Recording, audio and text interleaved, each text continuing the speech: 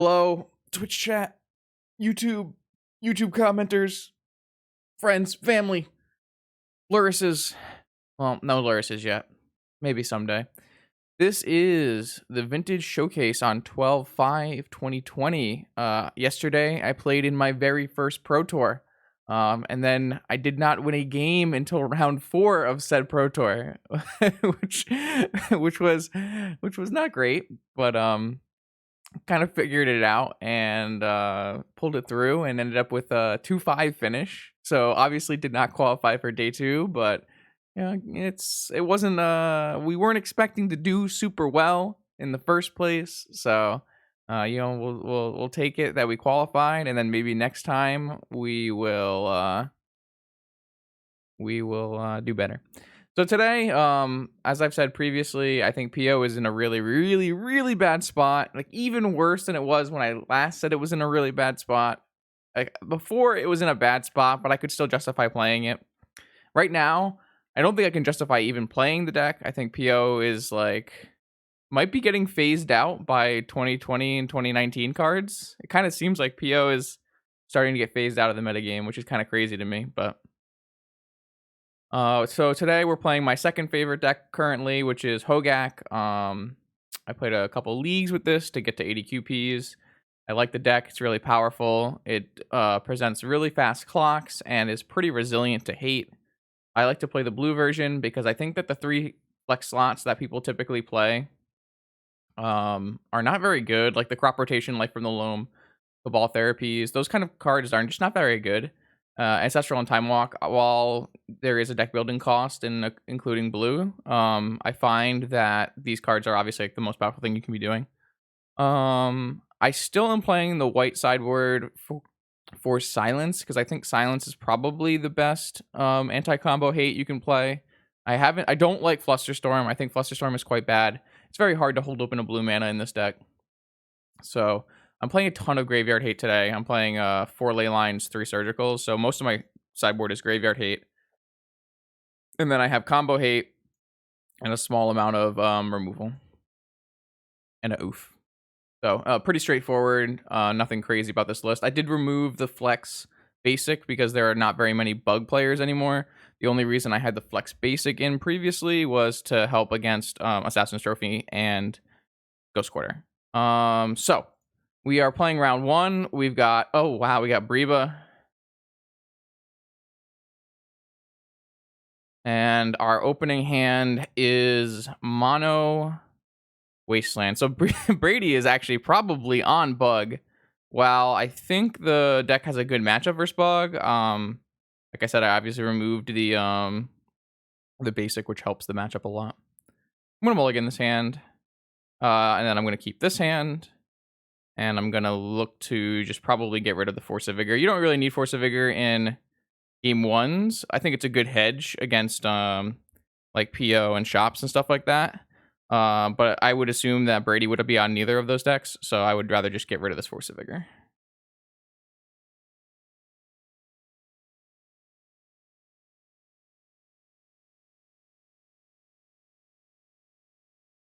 We're going to have to go under the assumption that Brady has seen the notifications and seen the Twitter and knows that we are in fact on Bazaar of Baghdad and is in fact mulling to a hand that has game against Bazaar of Baghdad. I feel like that's only a reasonable assumption to make.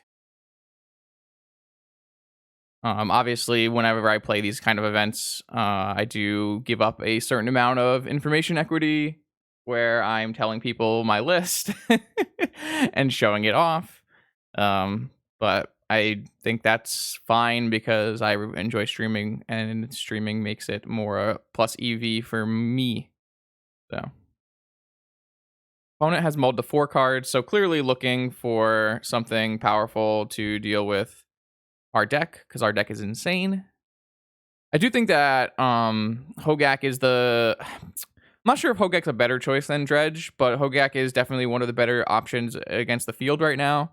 I think the best deck in the format is still Doomsday. I think Doomsday is by far the best deck in the format and has been for a long time. It's just, will people play it? It's not a deck that everybody likes to play. Me included. I'm not a huge fan of piloting Doomsday. I also don't like piloting it on stream. becomes very challenging to do what I like to do on stream and still be able to play Doomsday proficiently. Um, but I think that Doomsday is far and away the best deck in the format. And then you have decks like Breach and Jeskai and Rug and Hogaak and Dredge. Those are other like pretty good tier 1 decks. And then everything else kind of falls after that. Like you could say that Ravager Shops is a close call, but I don't think it has the play numbers to really justify saying it's like a tier 1 deck right now. Maybe it's a tier 1.5. All right, so opponent mulled to 3 cards, and they found probably Ancestral. Okay, so they got it back up to 4. We have the option of wastelanding this Underground Sea here, which is an interesting idea. On a mull to 3 on an Ancestral draw. Kind of like it. I'm going to just wasteland them to start here. And we could get punished for this, right? They could go fetch land Deathrite Shaman.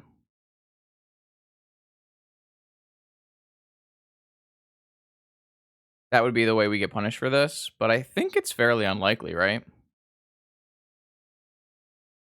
Well, maybe not. I guess I got punished for this. Huh.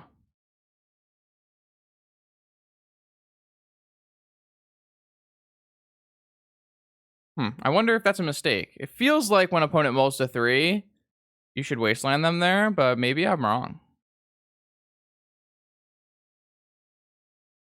I can't really put this Ghast in the yard unless I want to lose it. This is one of the problems with playing Tropical Island, is it doesn't cast Stitcher Supplier, but if this was a Savannah or a Forest, it also wouldn't cast Stitcher Supplier, so... I think what I would rather do here is just... overload... like this. And then next turn, we have the ability to maybe try to get back a Bloodghast or something. I'm not sure. I feel like I made a very crucial mistake in wastelanding already. It felt like it was a good play, but it already seems like I may have punted away the game. I mean, obviously I'm not in like if they play a Leovold here. Obviously I'm not in a terrible position, but it feels like, man, it seems like that play was so bad. I assume they're just gonna eat Hogaak here because they probably don't have very much going on because they did mold a 3, and obviously their 3 did have Ancestral, but so here I get to capitalize on the Deathrite Shaman eating by hopefully getting a Bloodghast into play. Looking for some more action on this.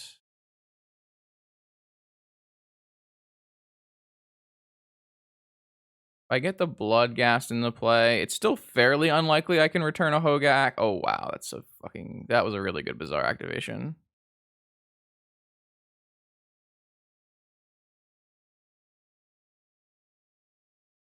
That is obviously the downside of Breba activating that Deathrite Shaman on his turn. Is that he doesn't have the ability to stop either my Bloodghast or my Vengevine. So it's possible that his activation was wrong, but it's also possible like he's kind of forced into trying to keep my graveyard low. I would say it's more likely that it was a mistake. I think I'm not going to attack, and I'm going to just play this Hogaak as well. And then that should just be the end of Bug. I lose like 8 damage, but I make an unkillable board. All right, so I think we both kind of threw the game back and forth to each other. I think my Wasteland was very bad. Maybe it wasn't very bad. Maybe like the idea of the Wasteland is fine, but in practice, the Wasteland there was maybe greedy. And then I don't think he's supposed to activate on the Hogaak because this could happen. I think we kind of got lucky to get out of that game alive, to be perfectly honest. All right. I mean, opponent mulled a 3, and then we were kind of put in a precarious situation where we were a little bit behind on board due to being on the draw and opponent having a Deathrite Shaman, but we also kind of did that to ourselves, so. All right. Sultai mid-range. Usually, it's a Leyline of the Void stuff is happening, right? Cage, Claim, Vigor, Leyline of the Void.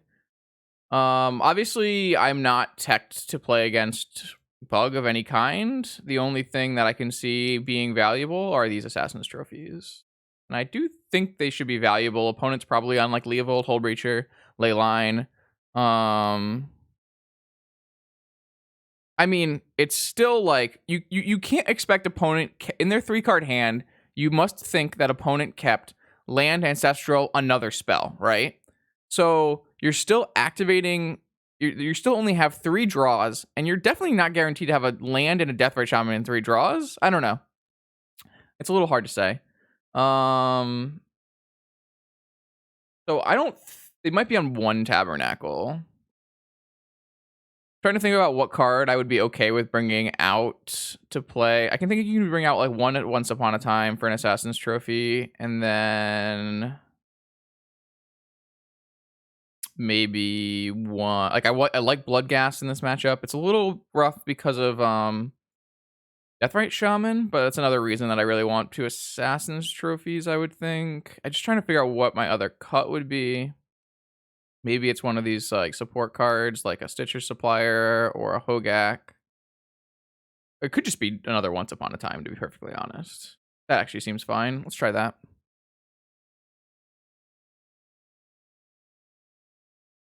I don't know.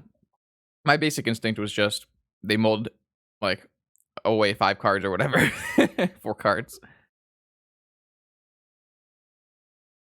Like Ancestral was only putting them up 2.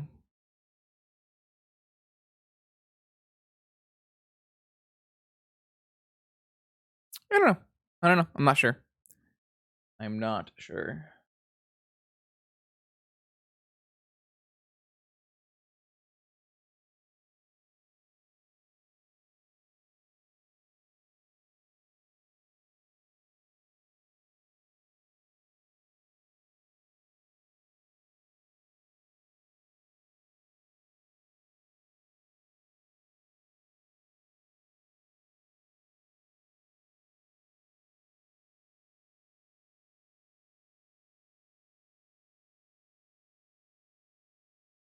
Wombo played Golo Shops.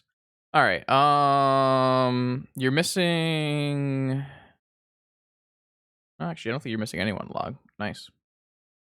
You might be able to add com for multi-twitch. You might not be able to. I'm not really sure. This hand obviously doesn't function. This hand's much better. What am I gonna keep out of this hand?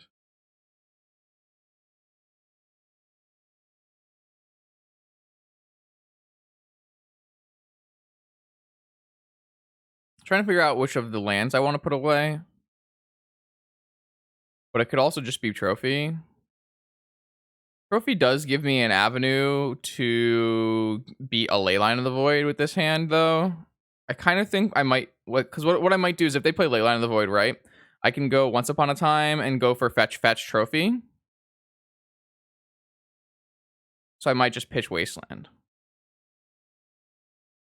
My logic, anyways. It might not be correct, but...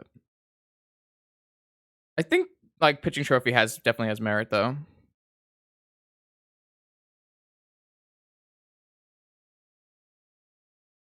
I just think my hand is a little reliant on the graveyard currently, and so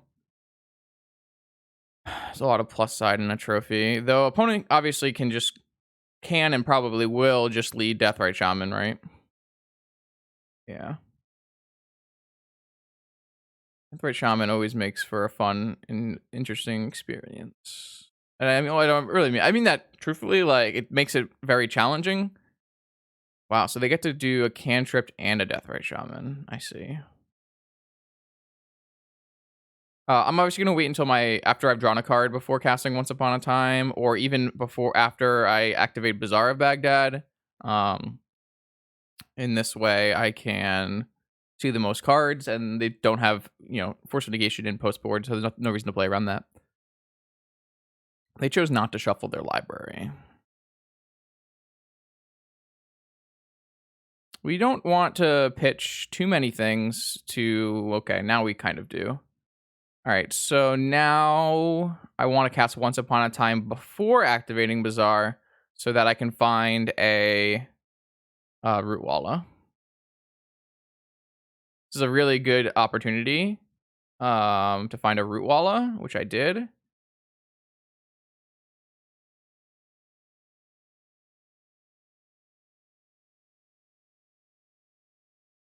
And now, wow, interesting.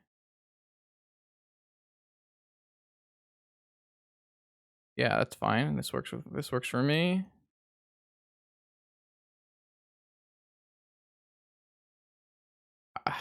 How's it going, Elise?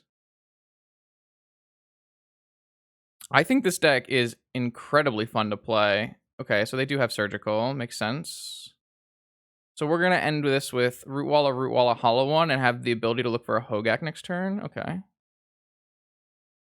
Awesome. Awesome. I hope that's going well. The Pro Tour did not go super well for me, but I don't think I put myself in a very good position to do well. So I have mostly 100% myself to blame. Um, I wanted to play standard more, but it was just it didn't have very much fun. And I just don't have a lot of time to be doing things that I don't find fun recently, so. Though to be fair, the standard matches that I played in the Pro Tour were very fun. I don't know what the difference was, but I did like playing Embercleave. Embercleave was a lot of fun. I don't like the Great Henge. That card is very good, and it makes for some very lopsided games.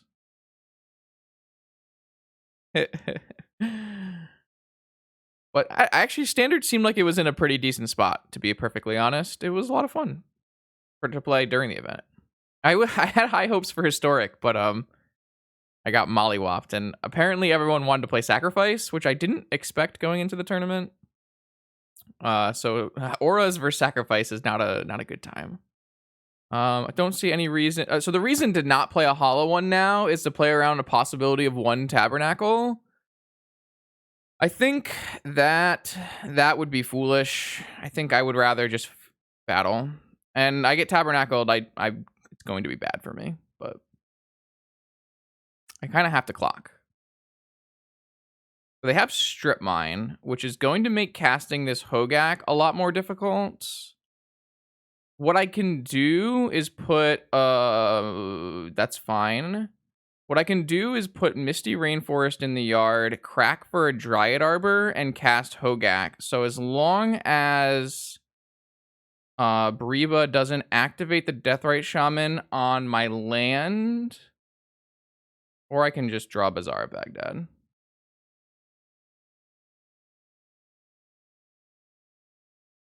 But this might be better. Misty Rainforest, crack, Dryad Arbor, Hogaak for 7, or Bazaar of Baghdad, draw 2, pitch 3, 5 cards in yard, cast it off of Root Wallas. God, that's just so much better, right? I still get to attack for 4. Oh, fucking hell. You're right. You're right. I can't even do that. I always play into that. You're not allowed to fetch Dryad Arbor into a Grafdigger's Cage. That is true. I've done that many times, actually. It's not something that I think about very often in my life. Only very specifically when I'm playing exactly this deck. Yes, so Dryad Arbor, although it is a land, it is a creature card, and creature cards in the library can't enter the battlefield. Also, these Bloodghast won't be able to come back, but I think the Bloodghast still are supposed to be pitched. Well, no. I can kill this trophy, or I can kill this, but I'm so far from killing this.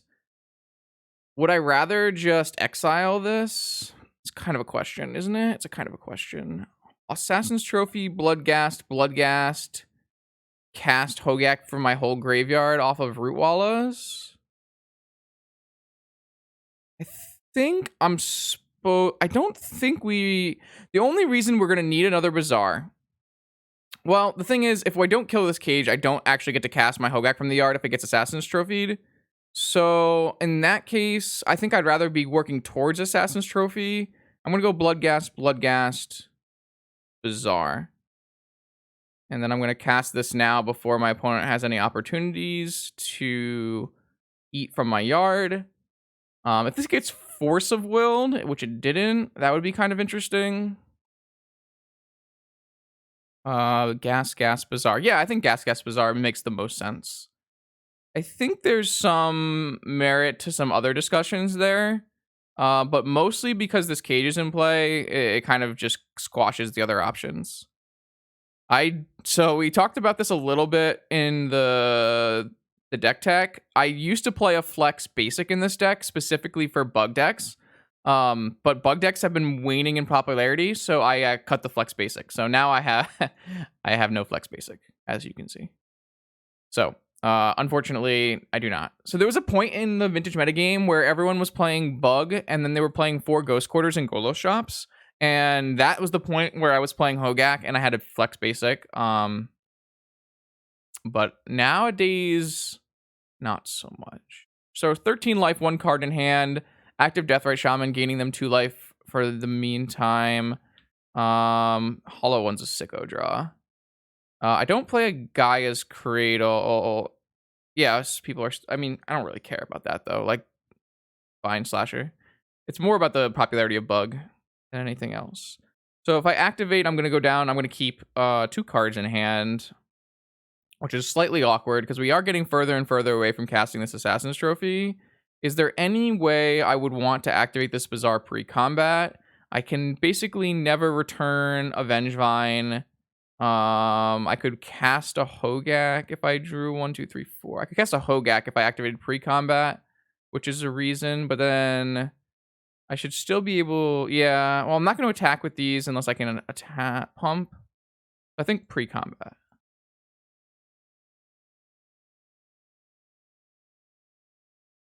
If I draw exactly Hogaak, then I'm playing Hollow One, holding Hogaak, 3 cards in the yard, and casting Hogaak off of the... Well, I guess I would cast it off of this Hollow One. Well, it's a little hard to say I would cast it off of this Hollow One. And the reason is because they could activate and stop me from having 7. All right. Either way, I ended up with a bunch of lands. Now, what does this mean for me?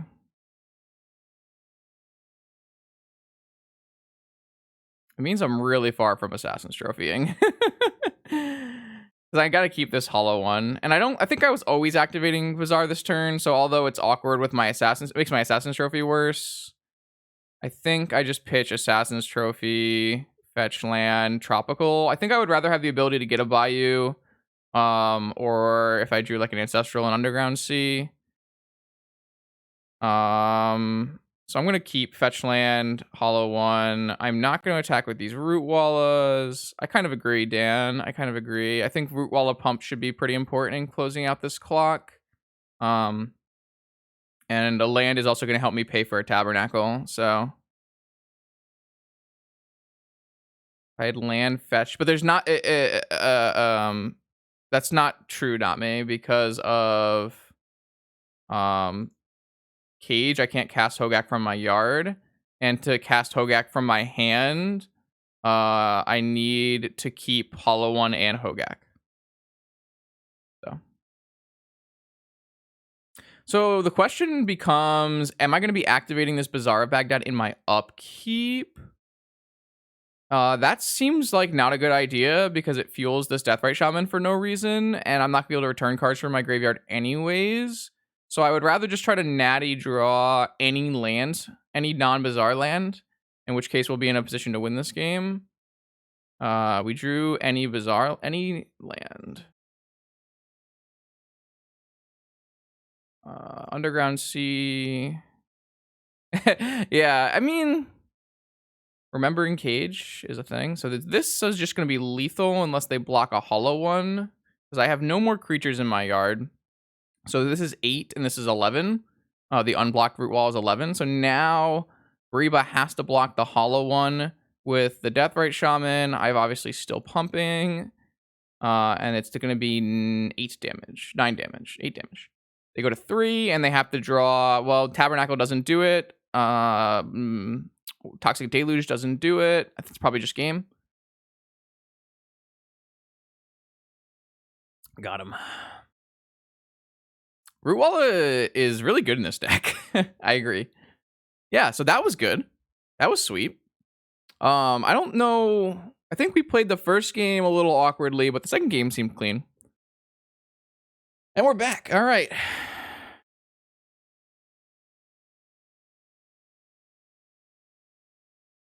I think this deck is quite favored versus Bug. I do agree with that statement. Okay. All right. What are we going to do between rounds? What are we going to do between rounds? Should we brew some decks up and just play leagues between rounds? Get behind that. We could Momir. We could Momir too. Something with Bomat Courier. Fair. All right, I'll show you